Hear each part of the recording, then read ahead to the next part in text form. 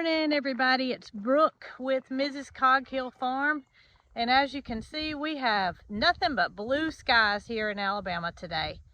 We have some slightly less humid air coming in the next few days. And, well, we're just going to enjoy it while we can. I've always been a hot weather lover. I mean, like, I would choose summertime over wintertime any day of the week. And my mama always told me that as I got older, that would change.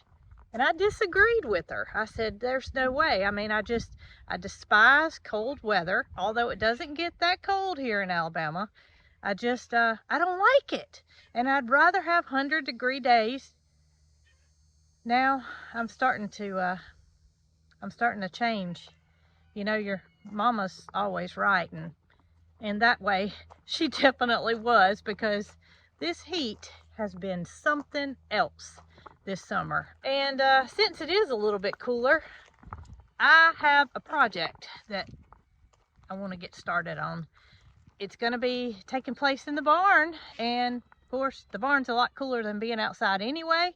But let me take y'all over and show you what I'm talking about. Okay, so here goes. I'm in the milk room, and the milk room I am very pleased with. Everything about the milk room is just the way I would want it to be, with the exception of one thing, and that is storage. So I put these curtains under the countertop so that I could have storage under here. Well, that storage is for Granddaddy's pea sheller, lots of egg cartons, and it's fully occupied. So with that storage not being available, that leaves me with counter space that's available, and that's where everything goes. Y'all know as well as I do, if you got an open counter, then stuff's gonna land there, and not always stuff that needs to land there. And that's what I found out. I'm just gonna show y'all. In these two totes, I've been trying to get all of our barn supplies, medical things that are needed, put in totes, which I've done. But that still means I've got animal crackers, I've got rags that I use to wipe Capri's udders off with, I've got the pump, the milk machine. This is our cards that we put in our egg cartons that tells people where they can find Cog Hill Farm. Gotta have those. They don't necessarily need to be on the counter, but I gotta have them. These are my cups that I use to dip Capri's teats in after I milk her. Of course, some Gojo, a little Clorox to clean out the machine, milk strainer. I mean, everything here is needed except for this box, which I just haven't thrown away yet. So y'all can see, I mean, we have artwork on the walls that so many of you guys have sent us, and we are so appreciative of it. And we don't want to take any of that down. It goes on around the corner here. There's a nice little picture that somebody painted us of Marycarl in the Volkswagen bus, and then a calendar. Couple of things over here that are above the stove, and then we have this empty wall where the milk stand is. Okay, so here's my thoughts.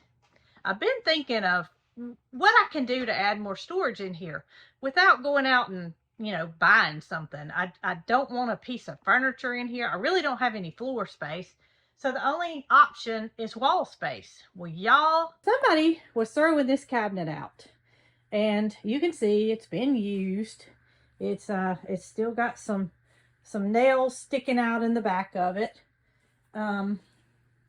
But I picked this up, and my thoughts were, I can use this in the milk room. So I picked it up and I brought it in here, and I don't like the color of it. It would work. I mean, yes, it's storage. It's just a milk room. It would work. But I've got an idea that may just work. Right, Sylvester? Sylvester said just leave it on the ground, and we can all three, Biscuit, Bramble's somewhere. He's peeking over there behind. He's eating. and Sylvester would all have 3 shelves. Y'all would love that, wouldn't you? But no, that's not what I have in mind. So I could use it like it is. But y'all can see the walls, and I just don't like the orangey color, and it may not even show up on the camera. I don't like the orangey color in here, and I feel like every time I come in here, I would be satisfied with absolutely everything in here except for this orange cabinet. So I'm going to try to fix that. When we built our house, we used something called gel stain, hey pretty girl, to stain our front doors. And while doing research about staining our doors, I came upon some literature about how you can use gel stain to refinish old cabinets. And that didn't apply to us because we were building a newer house and we didn't want to stain our cabinets. We left that to the cabinet guy. But I remembered that when I picked up this cabinet and I saw that I didn't like the color, I thought, I'm going to go back and see if I can't find some information on how to make a cabinet not be the color that you want without stripping it and repainting it and doing all that work.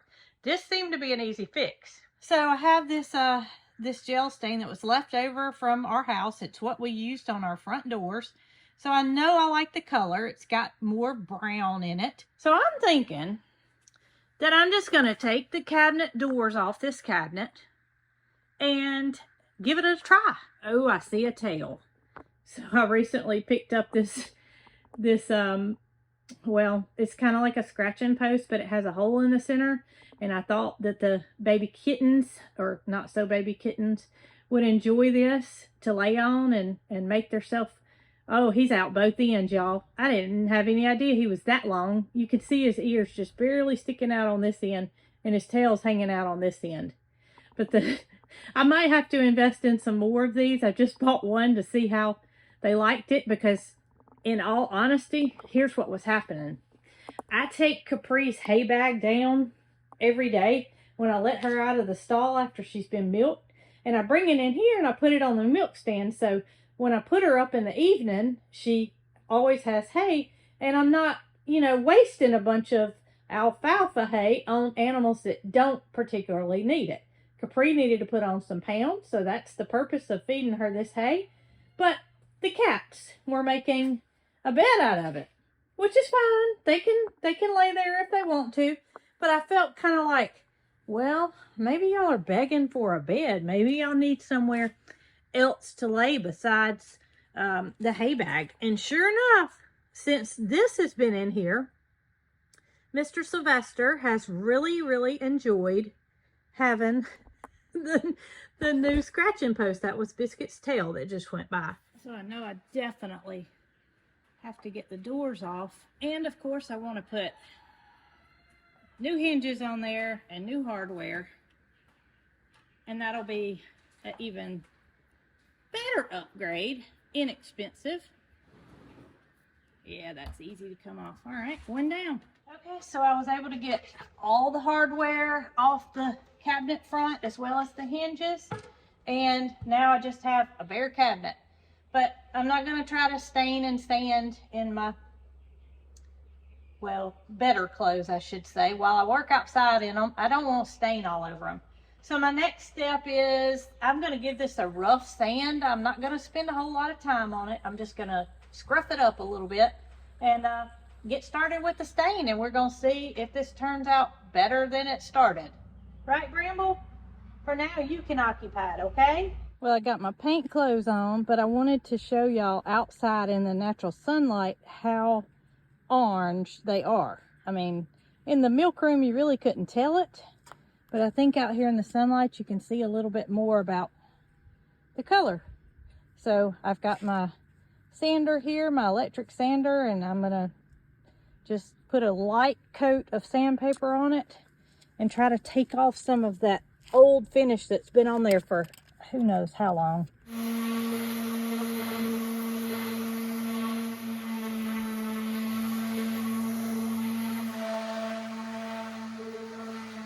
All right, so I'm satisfied with the way it is. It's kind of, I mean, it's not rough to the touch, but you can tell that it's not that glossy finish on it anymore. We're kind of taking that away. And we're about to get started. Well, I did wipe it off good with a tack cloth just so I wouldn't have any dust or anything standing behind. But we are about to give this a shot, and y'all remember that gel stain is not going down in the wood, it's simply sitting on the top. So whatever your coat is up under there is going to determine the finished color. Now this I'm liking. It's darker. I don't want to put too much on to begin with. I can darken it as I go, but I can't take it and make it lighter. So I'm just going to do a little bit at a time, try to get it even. And I mean, as you see, the more you put on, the darker it is. So I can go back and make it darker. I just want to make sure I get it good and spread out before it dries, because it is quick to dry. And where I guess this is where some molding was, you can see that it's like no stain has ever been there. It is going to make that area look better too. I was thinking I was going to have to trim it out some kind of way to make that not look so bad, but nope, I'm not going to have to. It will look fine once I get finished with the stain. And some of you may find that you want to do this with something that you have. It's very, very easy to work with. I like the color it is now. I may not put a second coat on it. We'll just have to wait and see. You see how it kind of wants to pull on you? When it does that, when it kind of makes a pile, just put your brush in it and continuously work in it, because it'll smooth it out. But just work quick. Don't let it sit. Keep moving your brush.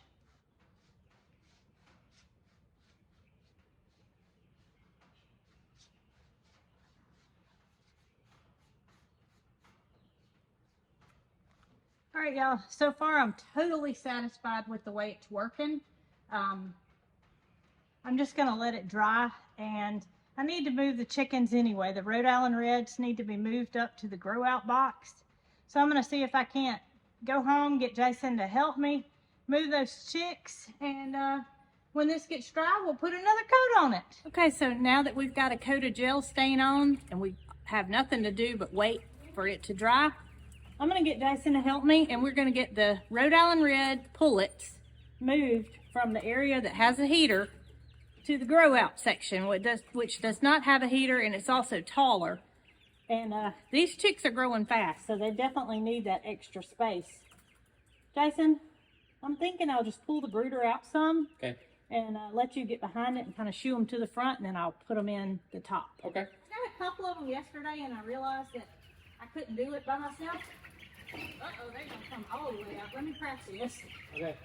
Come here.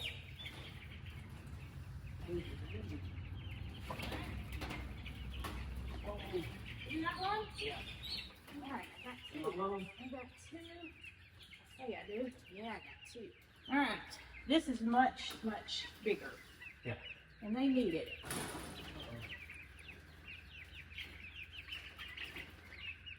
So while I like to do things by myself every now and then, you just gotta ask for some help. And those chickens were not gonna let me catch them without some help. That would have taken you Well, 3 times as long. I tell you, I got a couple of them, and I realized that it wasn't gonna work the way I wanted it to. Yeah. Hey, baby, let's check this.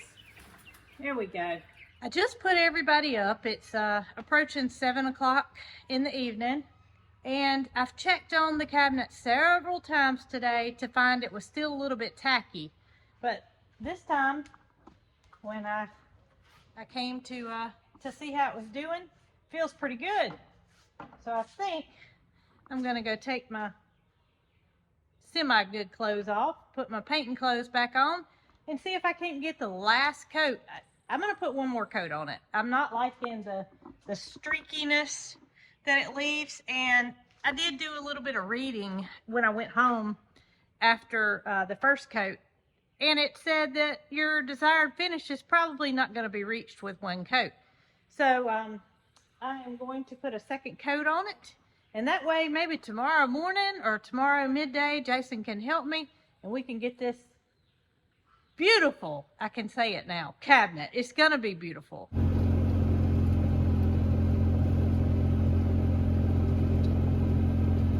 Went inside to change my clothes, and Dee Dee looked at me and she said, I am not leaving without her.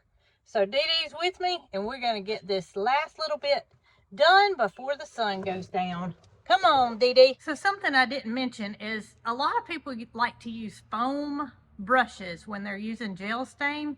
But I tried that when we were building our house. I tried to use the foam brushes with the gel stain, and I just did not like how it turned out.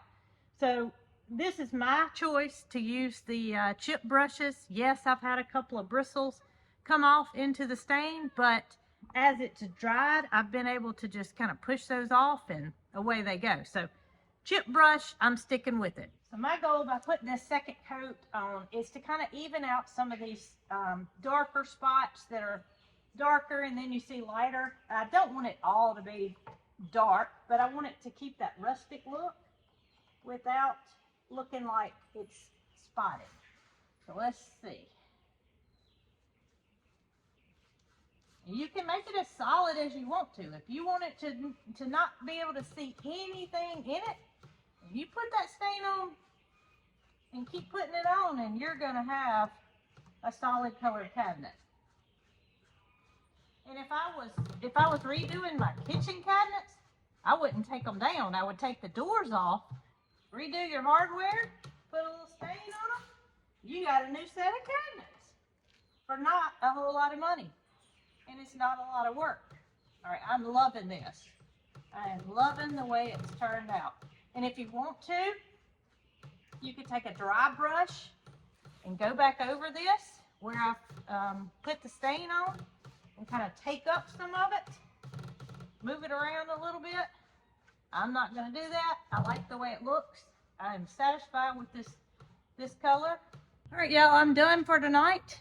And I think any one of y'all could do it. If you've got a piece of furniture that you don't like, you already don't like it, what could it hurt? If you wanted a different color, they make gel stains to match. I mean, you can mix it, have it mixed at Home Depot or Lowe's, any color you want to be a solid color.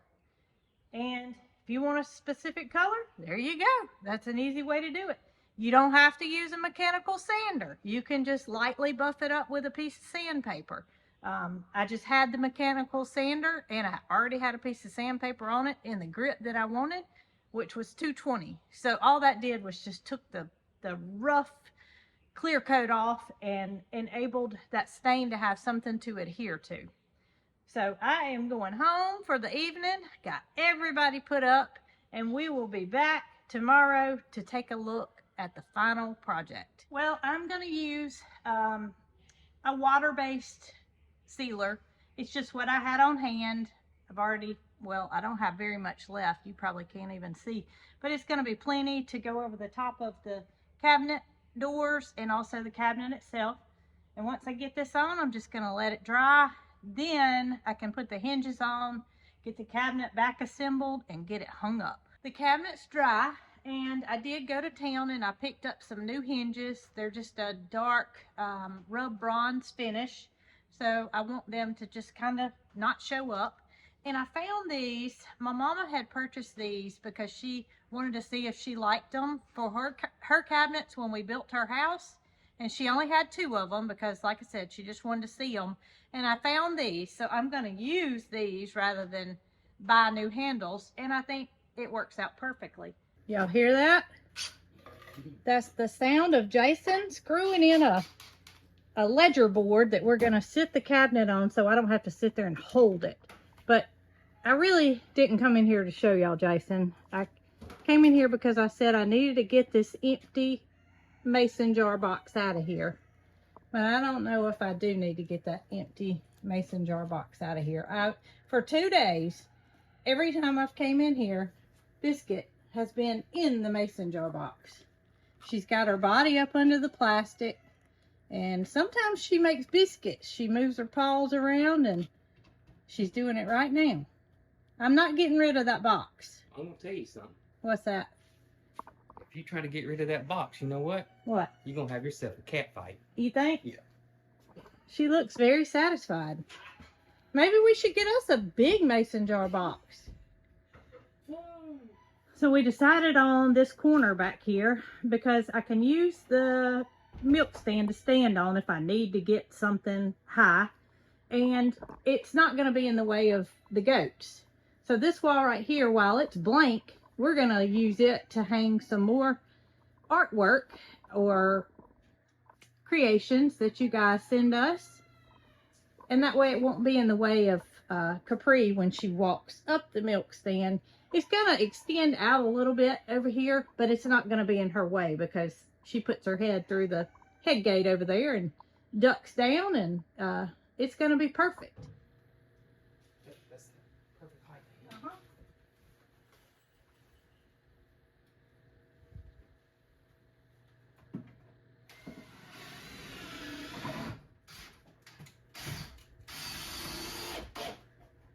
Well, Jason, you can get a good look at how orange it was with the doors open. Yeah, I know it. So do you like the orange or the dark? The dark. It looks beautiful. It turned out great. And now I get to keep my supplies in there, and I can get this counter empty. Get it off the... Except for the mason jar box. It's got to stay.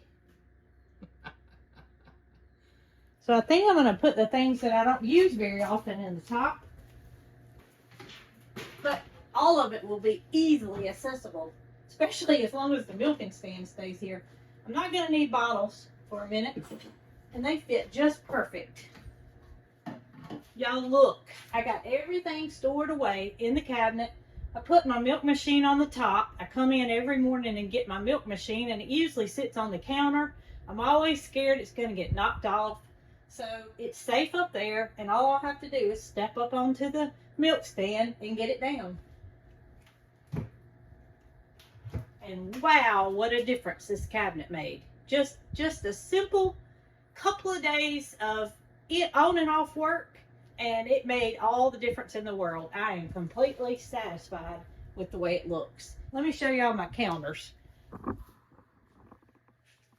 So I got a few things over here that I need to take home.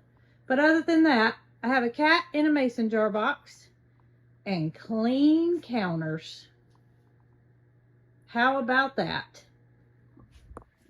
And a nice looking cabinet. All right, Biscuit, try not to work too hard, okay? I misspoke when I said I was going to throw that mason jar box away. As long as you enjoy it, it can stay, okay?